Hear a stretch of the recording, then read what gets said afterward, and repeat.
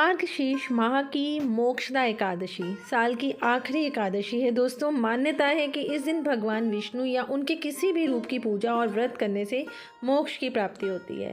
राधे राधे, जय श्री कृष्णा। कैसे हैं आप सब? आशा करती हूँ आप सब स्वस्थ होंगे। स्वागत है आपके अपने चैनल कृष्णा सखी मल्लिका में।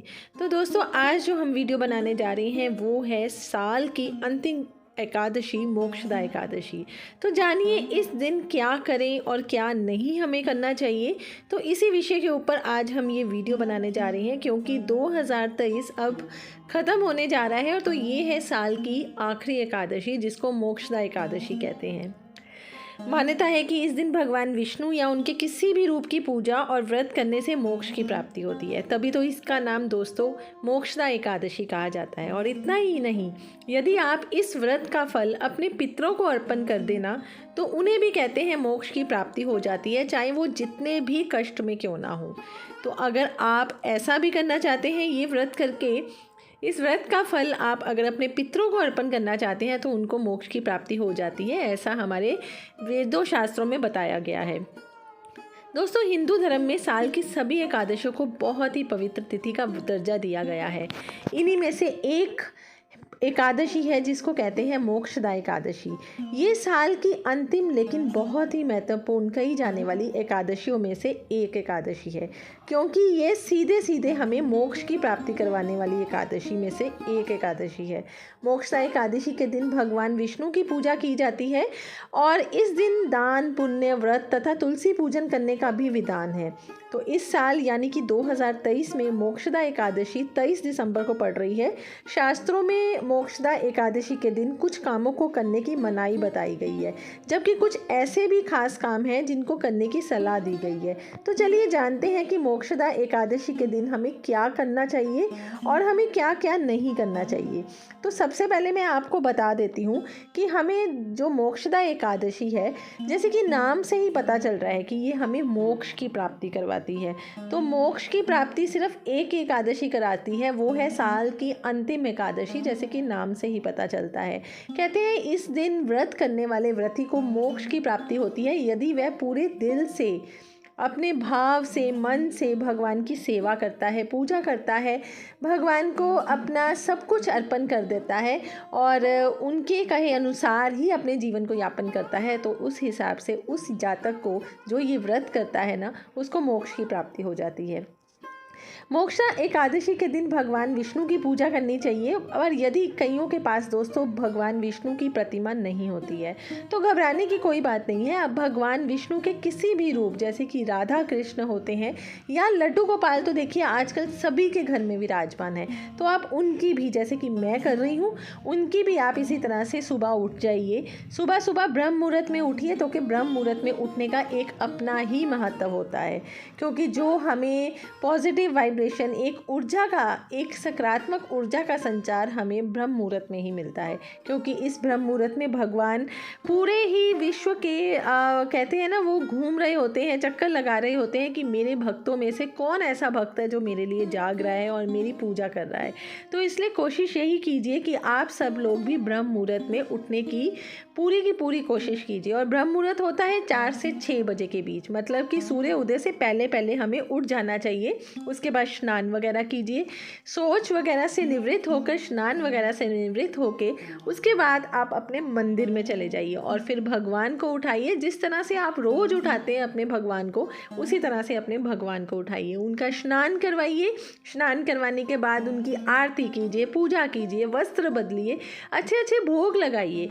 यही होता है खासकर जो हम रोज़ करते हैं। बस एकादशी पे ये हो जाता है दोस्तों कि हमें उस दिन थोड़ा स्पेशल स्नान करवा देना चाहिए, जैसे कि आप चंदन का स्नान करवा सकते हैं, पंचामृत का स्नान करवा सकते हैं, दूध का स्नान करवा सकते हैं, जो कच्चा दूध होता है।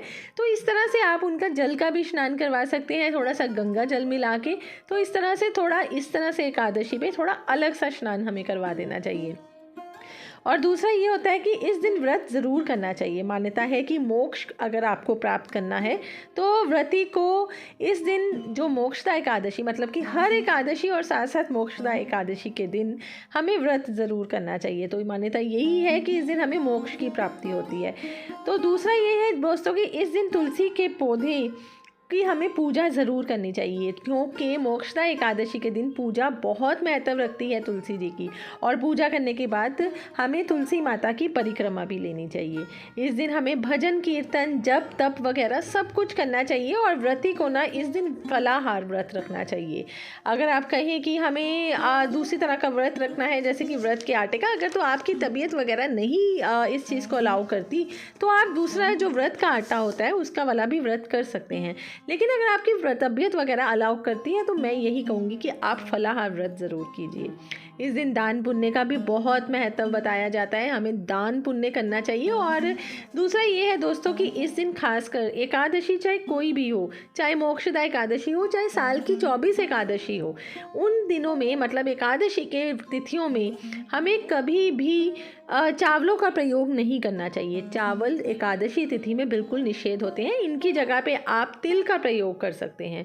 तो इस तरह से आप भगवान को तैयार कीजिए, स्नान करवाइए, अच्छे अच्छे भोग लगाइए। सिर्फ चावलों के बिना अगर आप भोग लगाइए बहुत बढ़िया है। और तामसी भोजन तो वैसे ही हमें पता है कि हमें भगवान को नहीं करवाना चाहिए। प्याज लहसुन बिल्कुल निषेध माना गया है। और चावल एकादशी वाले दिन भगवान को भोग नहीं लगता है।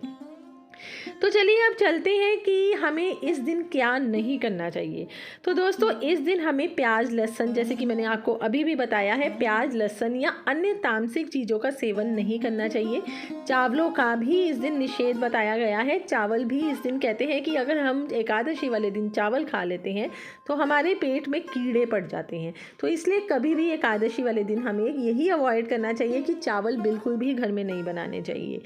बाल नाखून वगैरह हमें बिल्कुल नहीं काटने चाहिए एकादशी तिथि पे, क्योंकि ये बहुत पवित्र तिथि मानी जाती है। और एकादशी तिथि पे कभी भी बाल मत कटवाइए, कोई शेव मत करवाइए, नाखून मत करवाइए। ये चीज़ों का हमें बिल्कुल भी मतलब निषेध माना गया है, बिल्कुल भी नहीं करनी चाहिए। तुलसी ज़रूर इस तिथि को चढ़ानी चाहिए। और तुलसी इस दिन तोड़नी नहीं चाहिए। अगर आप तुलसी चढ़ाना चाहते हैं तो एकादशी से एक दिन पहले मतलब कि दशमी को आप तुलसी तोड़ के रख लीजिए। उसके बाद एकादशी तिथि को आप तुलसी चढ़ा सकते हैं। दोपहर को इस दिन बिल्कुल भी नहीं सोना चाहिए। इस दिन आप कोशिश यही कीजिए कि भगवान के भजन कीर्तन जप तप कीजिए। कोई भी आप भगवान का भजन गा सकते हैं, विष्णु जी का, कृष्ण जी का, गोपाल जी का। या आप अगर ये भी नहीं आता है तो ओम नमो भगवते वासुदेवाय मंत्र का जाप करते रहिए। ये तो बहुत ही बढ़िया है। दिन रात यही जाप तप कीजिए। उसके बाद किसी की हमें निंदा चुगली नहीं करनी चाहिए। किसी को हमें कटु वचन या बुरे वचन होते हैं ना, वो भी नहीं बोलने चाहिए। सदैव भगवान की ही ध्यान रखना चाहिए। और भगवान के ध्यान में ही अपने आप को ही सदैव रखना चाहिए। कहते हैं कि इस दिन भगवान की हुई पूजा जप तप का हमें अनंत गुना फल प्राप्त होता है। तथा किसी भी जीव की हमें हिंसा नहीं करनी चाहिए। ये खासकर याद रखिए कि हमें किसी भी जीव की हिंसा नहीं करनी चाहिए। बस यही कुछ नियम होते हैं एकादशी पे जो कि हमें करने चाहिए और जो नहीं करने चाहिए। आशा करती हूँ आपको दोस्तों की मेरी ये वीडियो पसंद आई होगी। तो जो मेरे चैनल पे नए आए हैं ना, मेरे चैनल को सब्सक्राइब किए बिना बिल्कुल मत जाइएगा। मिलती हूँ कल एक नई वीडियो के साथ। तब तक के लिए राधे राधे, जय श्री कृष्णा।